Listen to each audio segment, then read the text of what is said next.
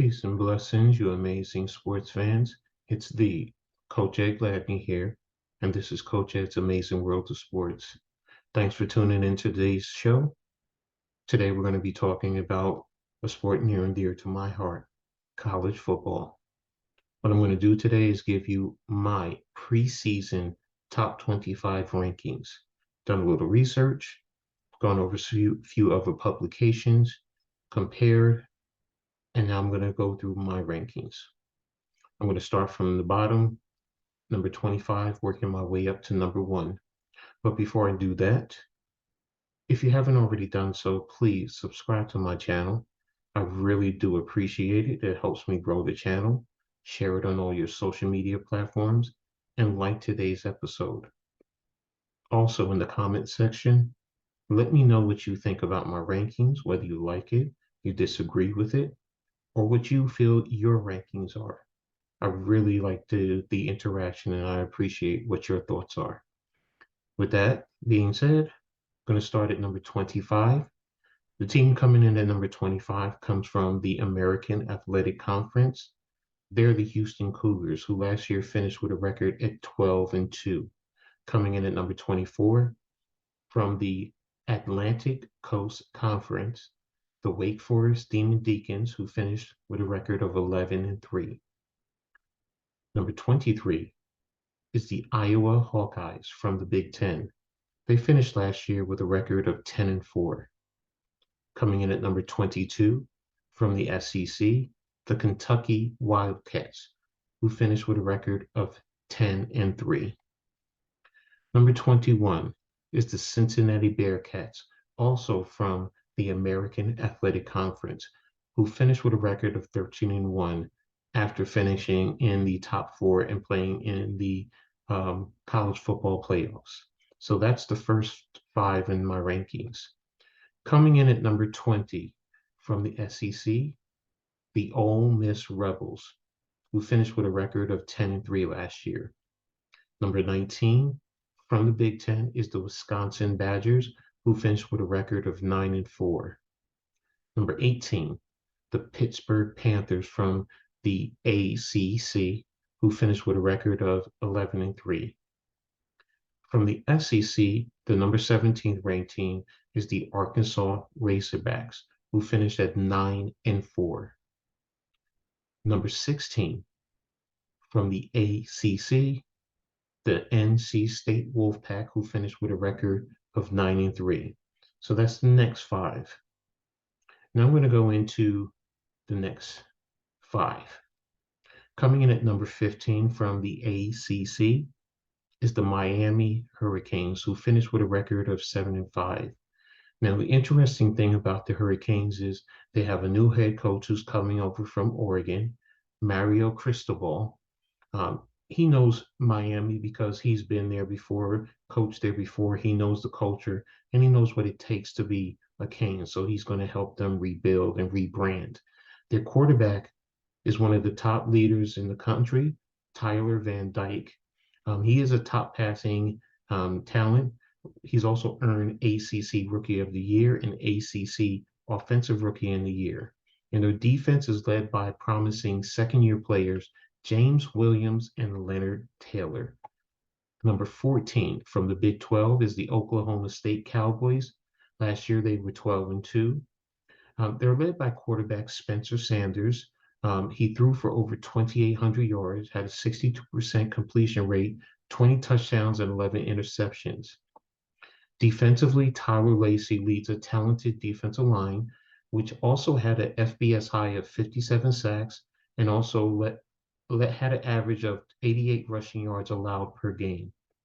Brennan Presley is also the top receiver for Oklahoma State, and he's returning this year.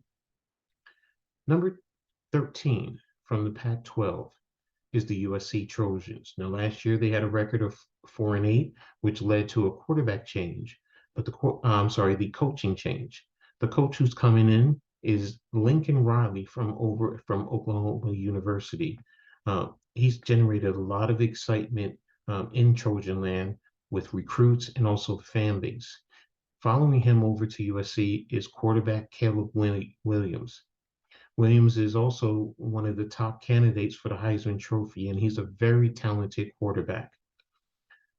Also, leading in excitement is that SC is headed to the Big Ten in 2024.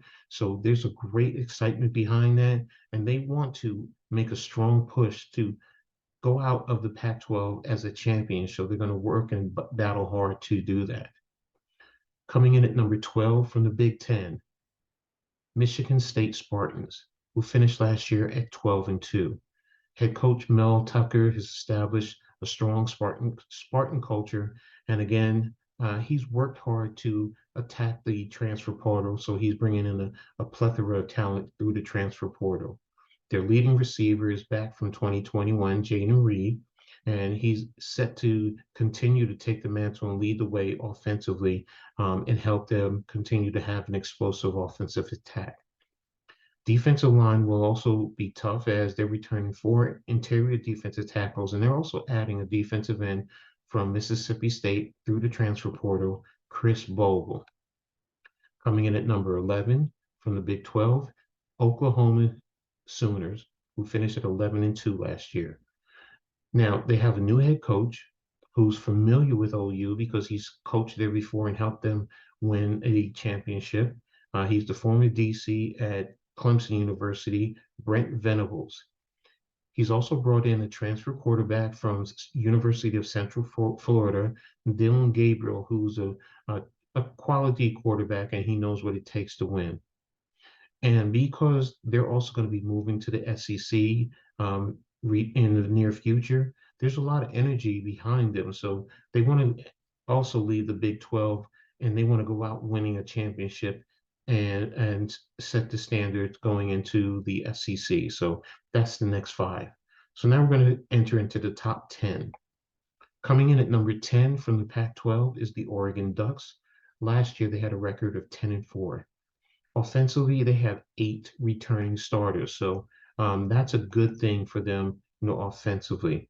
Defensively, they're led by linebacker Noah Sewell. Sewell had accumulated 114 tackles, 4.5 tackles for loss, 4 sacks, 5 pass breakups, and 1 interception. Also defensively, they have their top 4 returning defensive linemen, and they also are adding 3 through transfer via Nebraska and Washington University. So they're going to be very tough defensively. Number 9 from the Big 12 is the Baylor Bears. They finished at 12-2 last year. Their offensive line is rated in the top 10 in the country as they return 4 starters, and they're adding 2 through the transfer portal. Their defensive line has former LSU Tiger interior defensive lineman Siaka Ika, who's 6'5", 305. He does a great job of stuffing the run and playing with great technique. He also pushes the pocket well in passing situation. The defensive signal caller will be middle linebacker Dylan Doyle, who accumulated over 145 tackles over 2 years. So he's a good tackling machine, and he's going to be very efficient and effective in defense. Number 8 from the Pac-12 is the Utah Utes. They finished at 10-4 last year. They were the Pac-12 champions and competed in the Rose Bowl.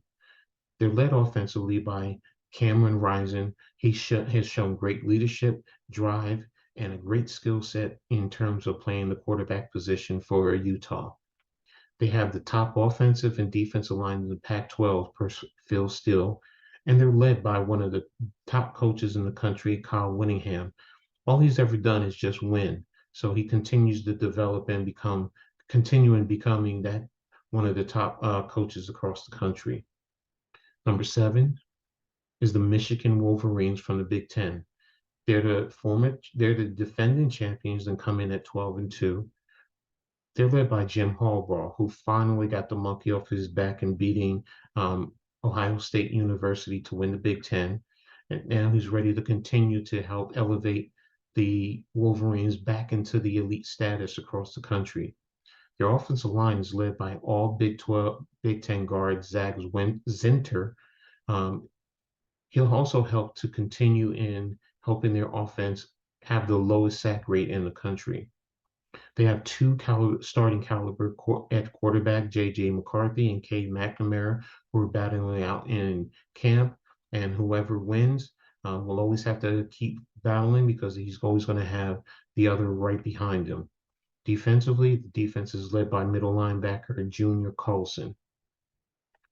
Coming in at number 6, the Notre Dame Fighting Irish, who are an independent and finished at 11-2.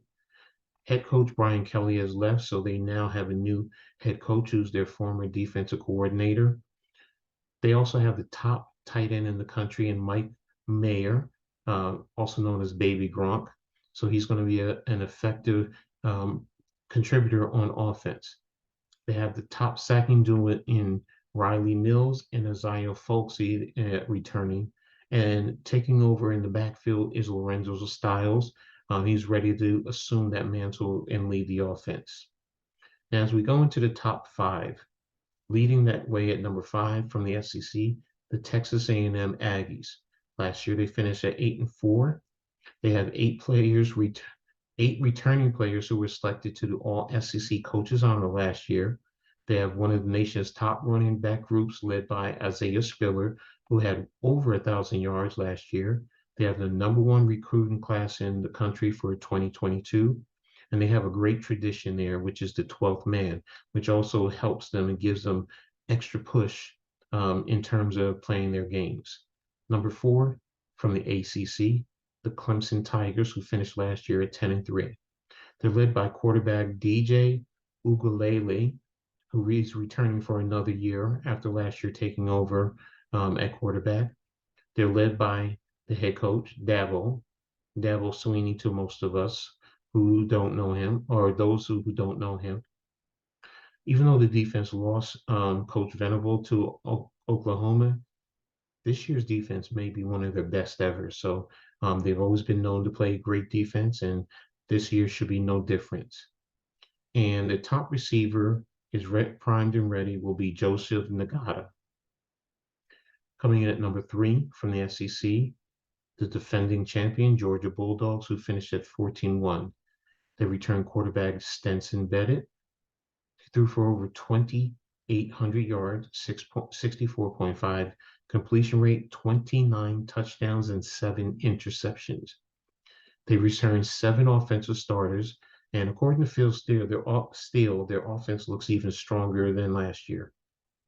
With the loss of 8 starters defensively, their defense doesn't look any less than last year. They look they're ready to just retool and continue to play that Georgia defense. And with doing that, they're going to be playing with a lot of confidence and a lot of swagger and ready to continue and assume the mantle and try and win another championship. Number 2, coming from the Big Ten, the Ohio State Buckeyes, finishing at last year at 11-2, winning the Rose Bowl. They're led by quarterback and Heisman hopeful C.J. Stroud.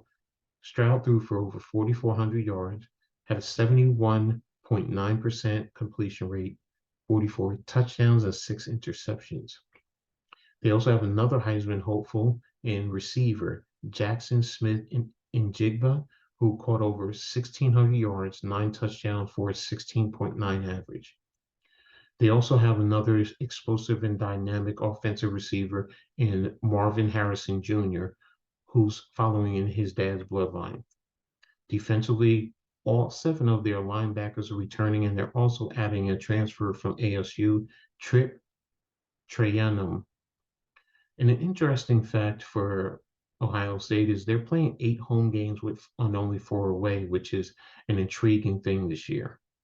Coming in at number 1 is Alabama Crimson Tide from the SEC, who finished at 13-2 and runner-up to the Georgia Bulldogs in the championship game. They have the returning Heisman winner from last year, Bryce Young. He threw for over 4,800 yards, a 66.9 completion rate, 47 touchdowns, and 7 interceptions. They're gaining several transfers offensively who's going to help replace some key starters, but help them continue the trend of being one of the top country programs in the country. They returned a 1-11 tacklers in their linebacker unit, led by Will Anderson Jr. And one of the biggest factors with Alabama is the head coach, Nick Saban. Saban is the best college coach ever in college football. So, and this year he's looking to continue to add to his mantle in terms of college football trophies. So that's my top 25. What do you think? Let me know down in the comments section. I really appreciate it. So there you have it, my top 25. I'm looking forward to an exciting year and continue to bring you exciting information and news in terms of college football. So thanks again for tuning in today. I really appreciate you guys checking out today's episode. And as I always say in sports, make sure you turn it on and turn it up. You guys be safe and peace.